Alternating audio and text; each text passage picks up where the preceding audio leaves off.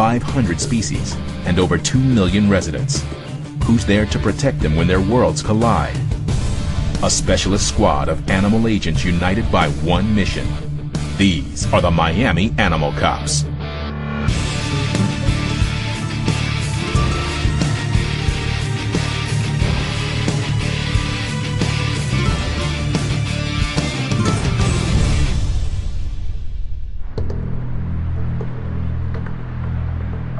The Miami-Dade Animal Services Department takes in over 30,000 animals a year. Each year, they also investigate over 2,000 cruelty cases. For Kathy Labrada, caring for animals has been her life's work. I initially started out training horses. I trained polo ponies, and then I was a veterinary technician for a little over 8 years, and then came over to the Animal Services Department and was an animal control officer, and then an investigator, and now investigation supervisor. I think that everyone's put here for a purpose, and this is definitely mine. When a call comes in claiming dogs are suffering at an address in Southwest Miami, Labrada decides she'll handle this one herself. One of the tough parts about being a supervisor is you tend to be stuck behind a desk a lot. But my heart is in investigations. I love being out in the field and really being on the front lines where all the action's taking place. The complainant said there were multiple dogs left without food, water, or shelter here. First impressions are not good. You gonna play nice? Aw, I'm not gonna hurt you, baby. Bone dry. The first room here that isn't boarded up, it's just midway to the ceiling, just cluttered. The second window here in the front is boarded, I can't see it, and then they have the shutters on this one, and this one the blinds are drawn. Hello? Hi, puppy. This puppy is covered in fleas. There's fleas all over its little body. It's covered in flea dirt. An animal this size has such small blood volume to begin with because he's so tiny that it can't afford to lose any, and it's completely infested with fleas. The fleas are feeding on his blood. This is not good. If there were any other puppies in this litter, I would expect that they're already dead. The water is actually on. The 2 buckets that are here are completely dry. There's absolutely no water source for these dogs out here at all. It's something as simple as coming outside, turning on the hose, and filling the bucket. It takes an idiot to do something like this. What's happened here is they've been condemned to die in their yard. You can't not provide an animal with water. It's the most basic and most essential component for life. You cannot survive without water. The pup decides he's had enough of the yard. A wise move, since that means Labrada can now take him. And the dog is now considered stray. And I am doing it the biggest favor it's had in its life so far by picking it up and pounding it.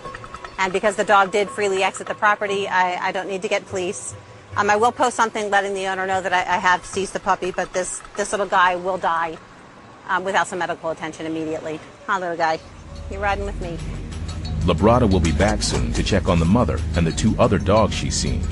But for now, saving the puppy's life is her priority. He needs to get to the shelter.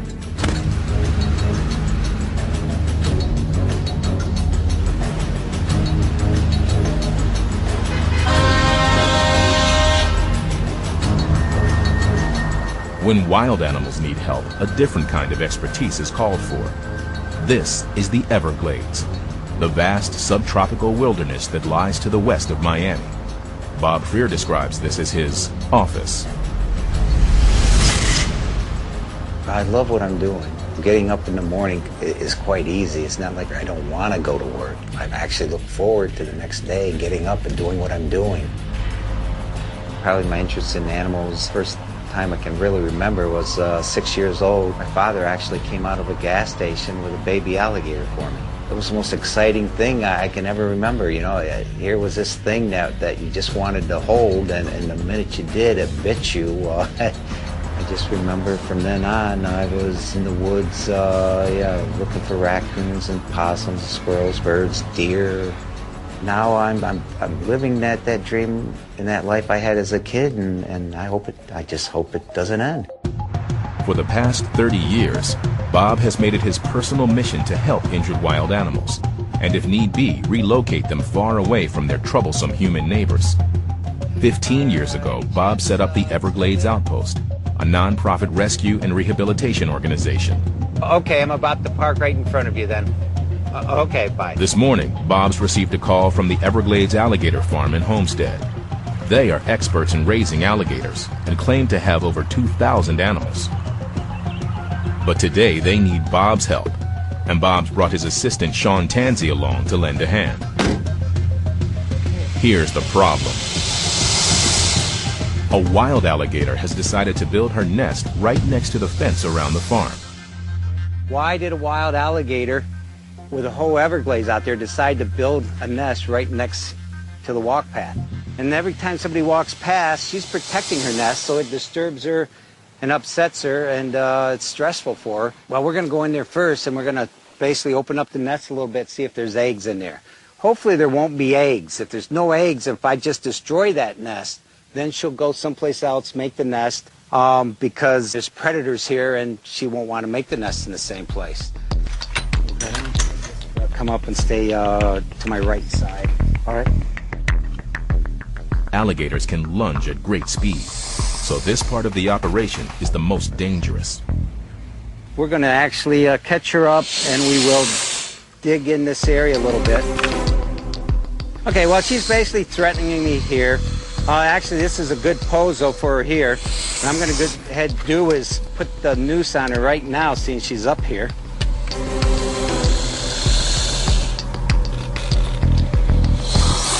But she is a good mother, just protecting the nest area.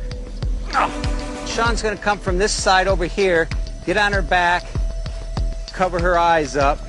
Covering up the eyes on alligator causes them less stress, will get her to relax in that. Okay, you good there, Sean? Yep.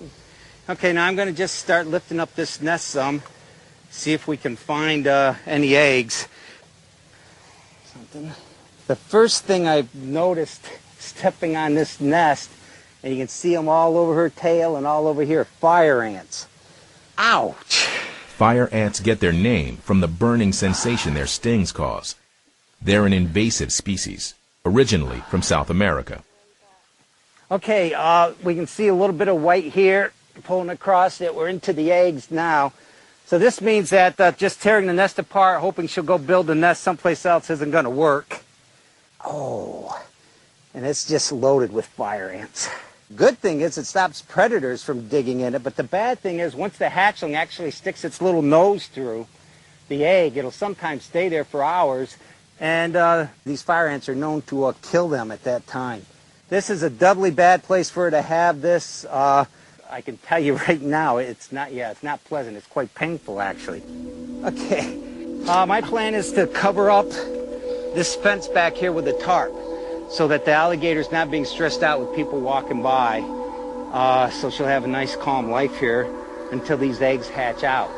So we're going to put them back, cover them up. Releasing her is also perilous. A flick of that powerful tail could have Bob in the water. You all right? Yep.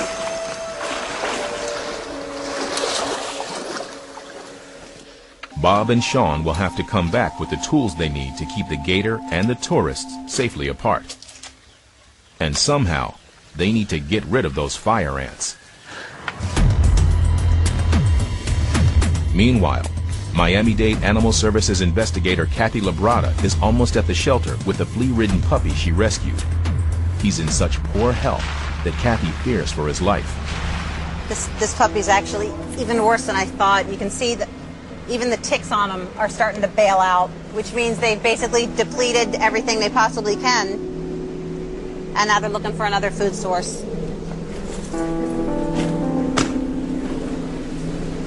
Emergency situation. There were two adults that are a little bit underweight, didn't look real good. This little guy... At the Miami-Dade Animal Services Shelter, investigator Kathy Labrada has brought the pup she rescued to see vet Dr. Tanya Carrasco. They have decided to name him Patty. When I picked him up, he's dehydrated, covered in fleas and ticks, and just a mess. His chest sounds pretty bad, too. What happened when they don't take care of the dog? Probably the dog never got the colostrum from the mother. Immune system is very weak on them. It's no protection at all. And then plus the flea infestation that he has, that doesn't help either. 10 cc of cute fluid, Okay. and then Nutrica. Patty will have been exposed to all sorts of diseases. First, they want to address the dehydration. The sub-Q fluids are fluids that are administered subcutaneously, so just under the skin. The fluids will be absorbed by the dog's body gradually over a period of time.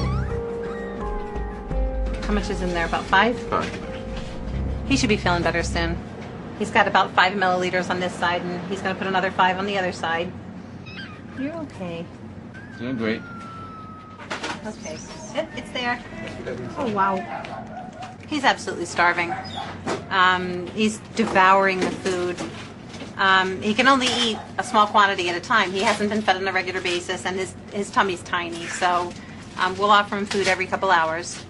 And hopefully the antibiotics will help his lungs clear up, and he'll actually pull through. Labrada's feeling optimistic. But for Patty, the next few hours are going to be critical.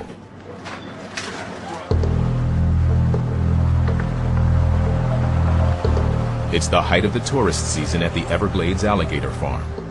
Wildlife rescuer Bob Freer wants to keep prying eyes away from the wild alligator that has decided to nest just outside the perimeter fence. She'll be here for another 60 days or so until the eggs hatch. 1, 2, 3. Yeah, all 3. And the nest has other unwanted visitors too. Fire ants. This is a fire ant killer. This won't hurt the alligator in any way, but it will drive the fire ants out of here.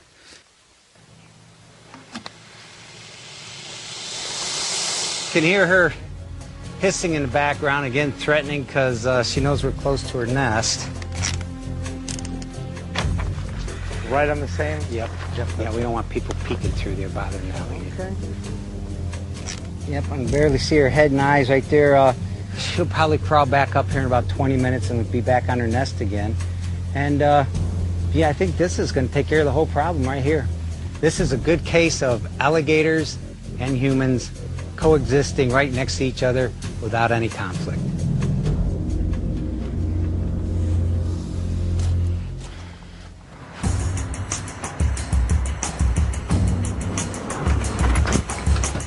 In southwest Miami, Animal Services investigator Kathy Labrada is back at the property where several dogs have inadequate shade and water. The puppy Labrada rescued is recovering at the shelter. She's heard nothing from the owners, despite the urgent notices she left. Animal Services!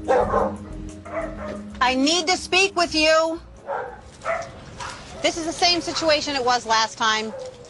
A container on the porch, no water in it. It's about 90 degrees outside. It's so stupid. I'm an investigator with Animal Services. And we received Labrada decides to quiz the neighbors. I was wondering if I could go in your yard so I could see into their backyard just to make sure everything's okay back there. The neighbors indicated there's 6 or 7 dogs that are kept inside the house. So I am extremely concerned about what their physical condition is. I need to keep coming back until I catch someone out front.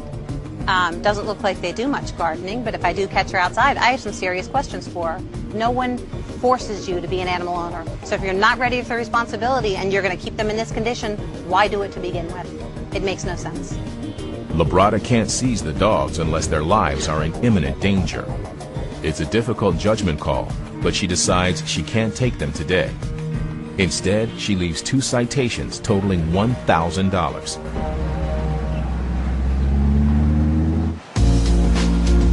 It's been 48 hours since investigator Kathy Labrada rescued Patty the puppy.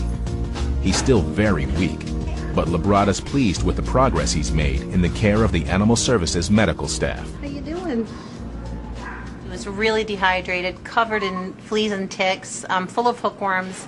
So he's been dewormed and he got his sub-Q fluids and he's made a tremendous recovery.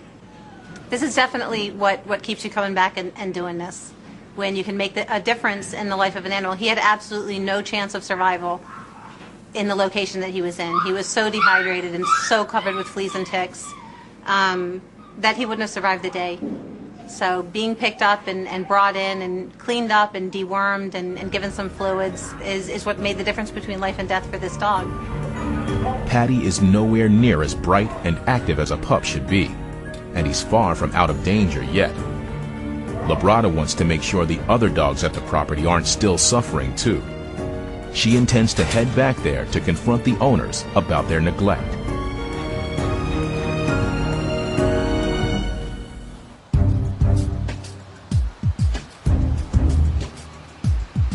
Wildlife rescuers Bob Freer and Sean Tanzi are south of Miami. They've received a call from a dog walker in Florida City, on the southern edge of the Everglades.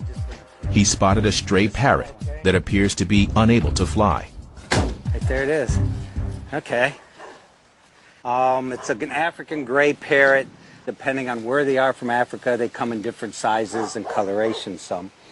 How'd you find the bird, Abel? Well, I was walking Rocky for a little bit, came around, and Rocky charged the tree, and then I saw the bird there. I saw red feathers and figured I'd call somebody. I mean, it doesn't seem to be afraid of us. It's not climbing higher in the tree to get away. I can see here, though, the left eye is almost swollen shut. Let me get a net on and make sure he can't fly away. Okay. Just got him by the back of the neck so he can't bite. But now trying to get him untangled from the net. Okay. Okay. You can still see how this eye is a little puffy.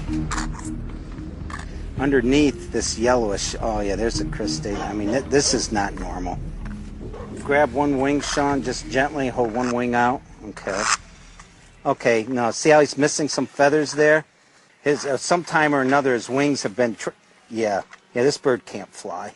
So chances are he's from somebody close here by, for him to be able to walk over here.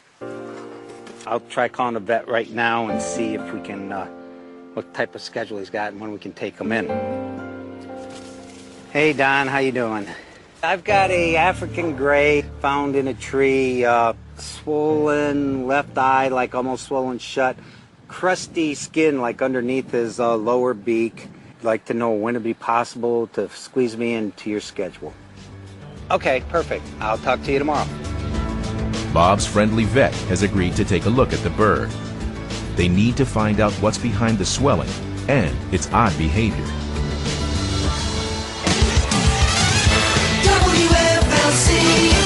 Hey, it's Tamara G, and the weather for today in Miami, it is going to be hot, hot, hot. Well, you know how it is in the summertime here, so be sure to put that sunscreen on. Such a beautiful day in Miami. Animal Services investigators Fernando Casadoval and Luis Salgado are in the Cutler Bay area of Miami. They've had a report that has become all too familiar recently, that people have abandoned their house 3 weeks ago and left their pets behind to fend for themselves. I know the economy is really bad in Miami now, but I mean, when I get to a call that I see the animals left behind, I mean, I don't think that's fair. I mean, I'm pretty sure the people, the owners, they have a plate of food, they have water, and they're moving on into something else. Why leaving your pets behind? My first reaction is upsetting.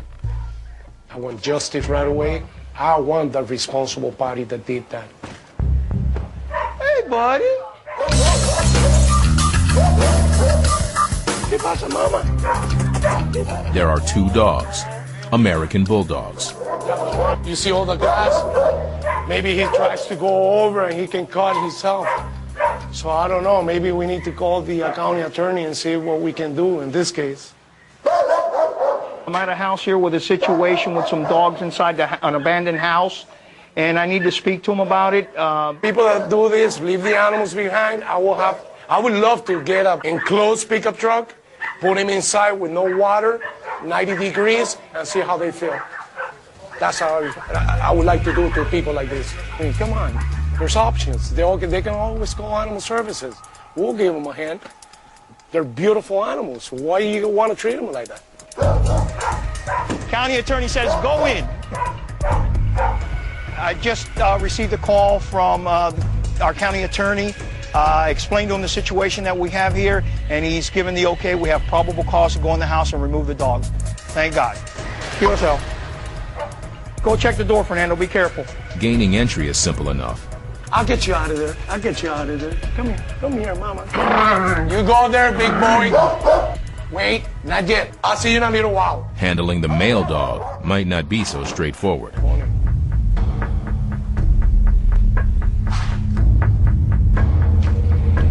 The female presents no difficulties. She's a sweetheart. Thank God we were able to remove her from the property before she got injured, going through that window, or starved to death. So I'm very happy, I'm very pleased that we were able to help the female. Come on, baby, come on. Shh. Shake. Good boy. Okay, be careful. Come on, baby, okay. Come on, just be nice, just be nice. He's going to have to be evaluated. He's got something on his nose. I don't know if it's cuts from the glass trying to come out through the window. Right now, we just need to earn his trust. Right now, he doesn't trust me. But again, we just got to take a little time.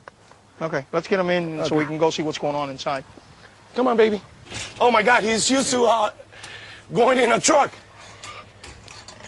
No. From what I can see here, they've been fending for themselves.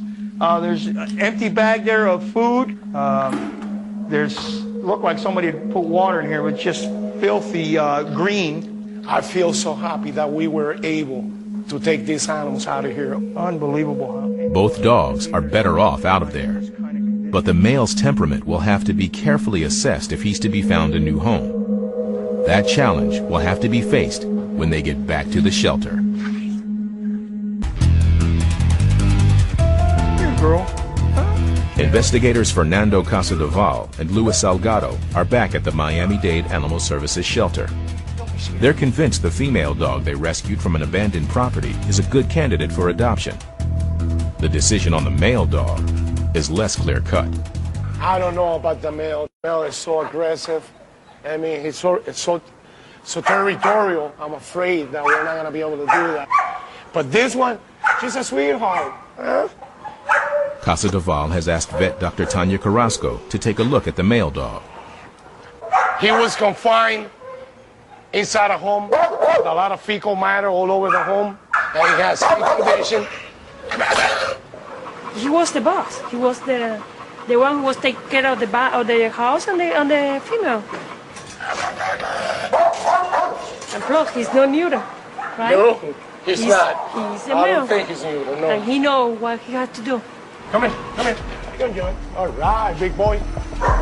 Dr. Carrasco wants to give the dog the benefit of the doubt, but with the behavior he's shown, he'll have to be very carefully assessed before they make any decisions about his future. Come on.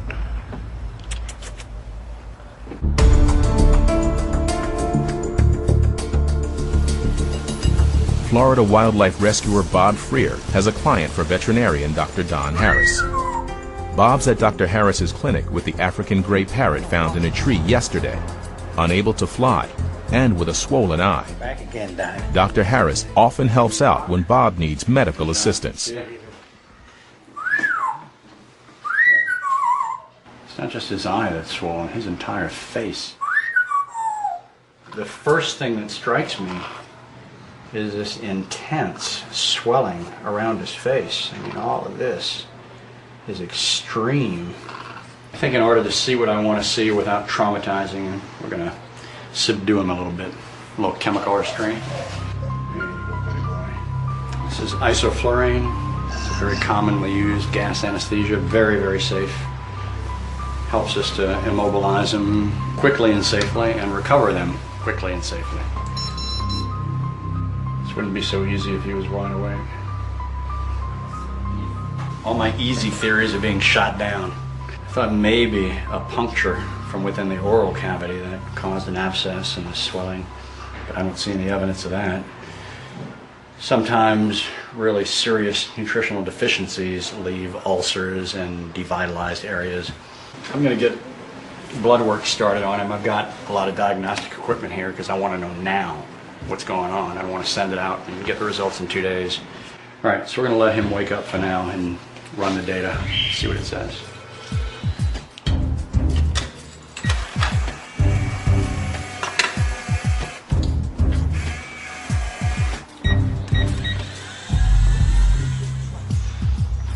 His white cell count is extraordinarily high. A normal white cell count for a bird like this might be 9,000. 63,000 is outrageous. The lab work suggests that he's fighting off aggressively something infectious. The only thing I see are those things that point towards infection. The bulk of our care is going to be the utilization of antibiotics and anti-inflammatories with a good dose of supportive care. There you go. We'll talk to you later. No. Good seeing you. They still hope to track down the parrot's owner. For now, with antibiotic medications prescribed, the parrot can go back to Bob's Rescue Center and the process of recovery can begin.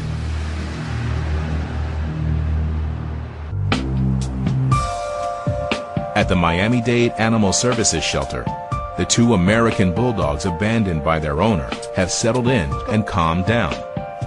Investigator Luis Salgado is especially pleased to see the male dog showing no signs of aggression.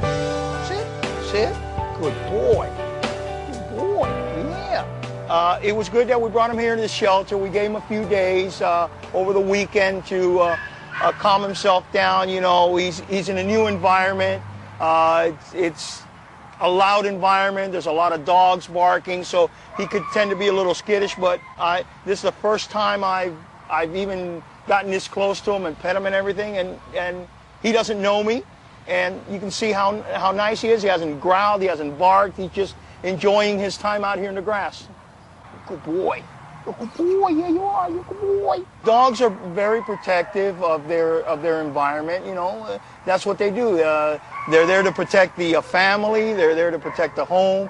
So, you know, it didn't surprise me that he acted the way he did when we got him out of the house, and the way he's acting here. He's a little bit overprotective.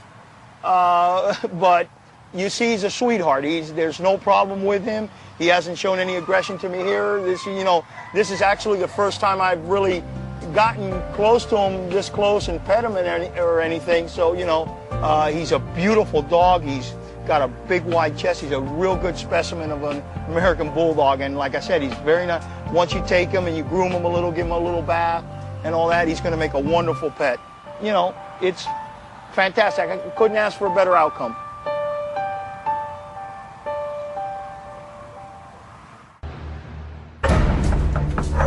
It's been 9 weeks since investigator Kathy Labrada first visited the property in southwest Miami, where dogs were being left with inadequate supplies of water.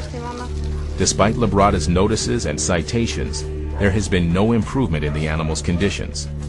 And Patty, the puppy Labrada rescued, has tragically succumbed to the deadly parvovirus. Now the police have asked Animal Services to step in. They have made an arrest on separate charges and have authorized the seizure of the dogs.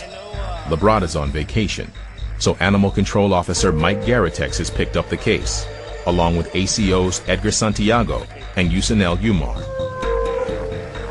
I smell feces, urine. It's nasty in there. It's bad. You didn't have a big breakfast, did you? Prices, though, that we don't get no complaints about it. I mean, I don't know how many complaints they get, but we haven't gotten complaints about this house. Otherwise, it would have something that it would have been taken care of before. I'm not sure where the... Relax. Not sure where the brown one's at. You know, it's really nasty in there. There's feces everywhere. It's in the bed. It's all over the walls, all over the floor. I'm walking in it, as you can see, working in there, trying to make your way in there and trying to catch these dogs with all those little corners. Hey, good, let's go, man. Hey, you got my pole. Hey, let go of my pole.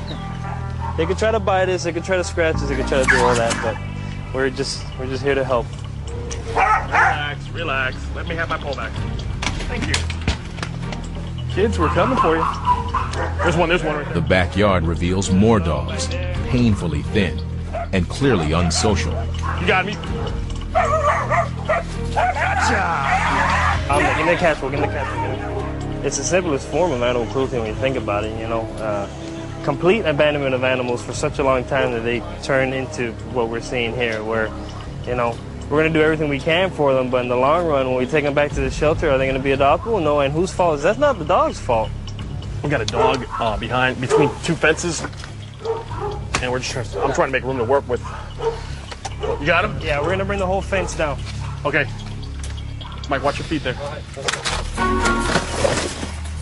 Ooh, cockroaches. All right. This one, out of all of them, this team is, I mean, he's obviously still scared because if you look at the characteristics, his tail is still tucked, his ears are down, he's kind of hunching, so he's scared. This one, I think, out of all of them, they all have a chance. So take him back to the shelter, have the vet check him out, and we'll go from there. How many dog in total, Edgar?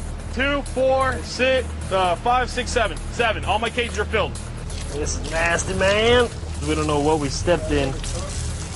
They leave citations for severe neglect of all 7 dogs, totaling $3,500. And soon, the dogs will be on their way to the shelter to see if any of them can be saved.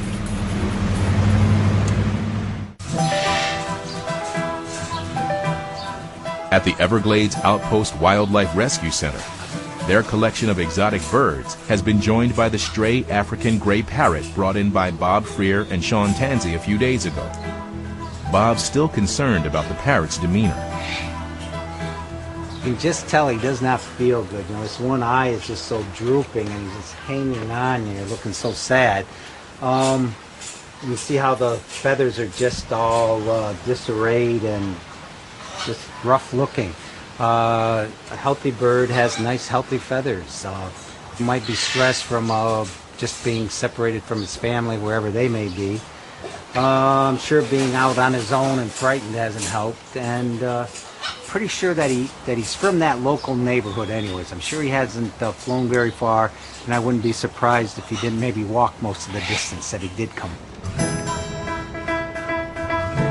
Since they are convinced the parrot is somebody's pet, Sean's making every effort to find the owner. Sean's become quite fond of the bird he's named Pepper. He does have a character. He's a bit of a whistler. He doesn't talk a lot. But he dances around, and I feed him and I take care of him. When we spend quality time, I like to call it Pepper time.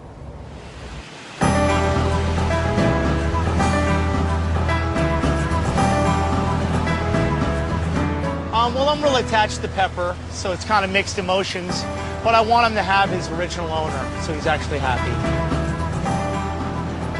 Now, they'll have to wait for word to spread and for the phone to ring. Animal Control Officer Edgar Santiago is back at Miami-Dade Animal Services with the 7 dogs seized from a property in southwest Miami. Very thin. Miami. Very thin. Look how. See the rib cage on there? This guy's real bad shape. The dogs were living in filthy conditions and barely surviving. Vet tech Erica Gonzalez makes an initial check of the dogs. Her heart rate is accelerated due to the fact that her adrenaline is pumping. She's stressed. When you do this, it should go down fairly quickly, and her skin trigger takes her a few seconds for it to go down, indicating that she's also dehydrated. See, they have overgrown nails. I mean, just basic care they didn't receive. All 7 dogs will be checked out by the veterinarians and set on the road to recovery. Further down the line, they'll need to be assessed for adoption. That process has already begun for the 2 abandoned American bulldogs rescued from a house in Cutler Bay. They've been at the Animal Services shelter for 5 days now, and it's been decided the best way to prepare them for adoption is a foster home. Lisa Alvarez of the Have a Heart Rescue Group has agreed to take both Adam and Eva. The optimum thing would be for them to be adopted together, but since he gets aggressive around her, maybe it would be a good idea to separate them, you know. I like love stories, and I would love for them to be together.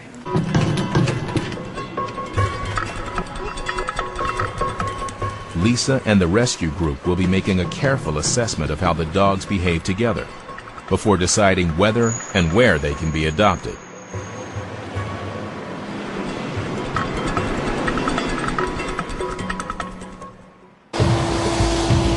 Seven weeks after wildlife rescuers Bob Freer and Sean Tansey rescued a sick parrot in Florida City, no one has come forward to claim him. The parrot's fully recovered from his infection, and Sean has become very attached to the bird, who he has named Pepper. When Pepper first arrived here at the outpost, she was losing a lot of her feathers and her eye was swollen. But as you can see, her eye has gone down and she's actually growing in new feathers. She has a great personality. She's starting to dance more. She's starting to sing. And if I don't spend time with her, she'll come down, walk over to the door, and knock on the door with her beak. And then I have to open up the door, and then sometimes she walks in and I set her on the counter, and then we eat breakfast together. Oh, yeah. I hope that she will find her owner, but if she doesn't, that'd be okay because I'd love to take care of Pepper.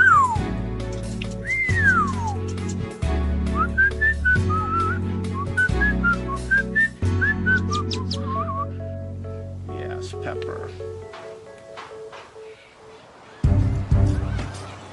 Now, Bob and Sean have another call in Florida City. They've been told that a large lizard has been terrorizing some of the local residents. But Bob's sympathy is just as much for the wild creatures who have found their natural habitat invaded by humans. This is the very southern end of Florida City, so you actually have swamp on the east side of it, on the south side of it, and the west side of it. No telling what you could find here. Anything wild could be in here. The description Bob was given fitted that of a monitor lizard, and they can be dangerous. They will take people's cats. Not only do they have razor-sharp teeth, but then they actually bring their hand or their arms back up around with claws, and so they're going to be clawing and biting, and they're a handful to try to catch. They were right here yesterday. This woman has been startled by 2 lizards underneath her trailer home. And went right underneath the trailer. Trailer? Yeah, there were about 2 of them this long.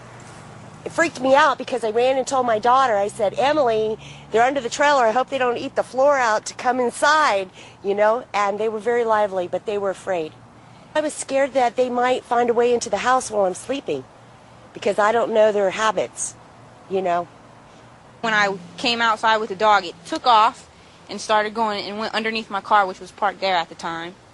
And I ran back inside, and I told my boyfriend, I was like, oh my God, I just saw a lizard.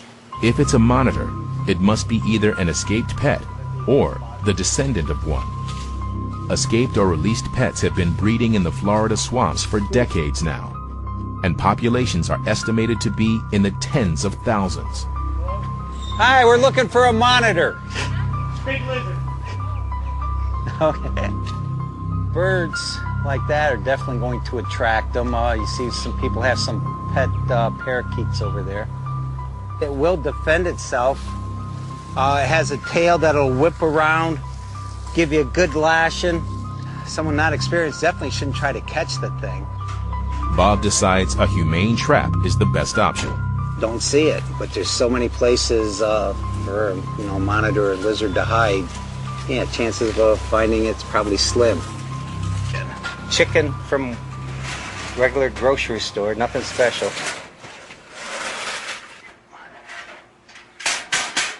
A lot of the people we ran into actually did say they saw the thing. Some said they saw it over there, and others saw it over there. And the descriptions we got, of course, weren't the same. And even the colors had changed. So hopefully we'll catch it next time. The traps will have to be checked regularly to make sure no animal suffers in them. Bob will be back soon to see whether they've managed to catch the mysterious creature.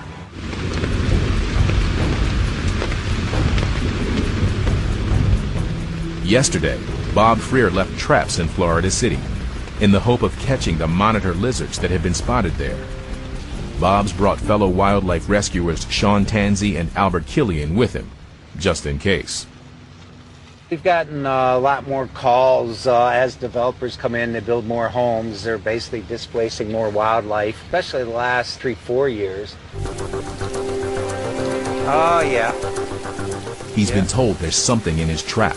It's not a monitor. Tegu, black and white Tegu. Yep, we're talking about how it might be a water monitor, but this is actually a black and white Tegu from South America. An invasive species, not native of here.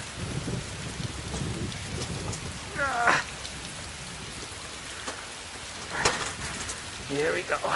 They're a strong little cuss, isn't he?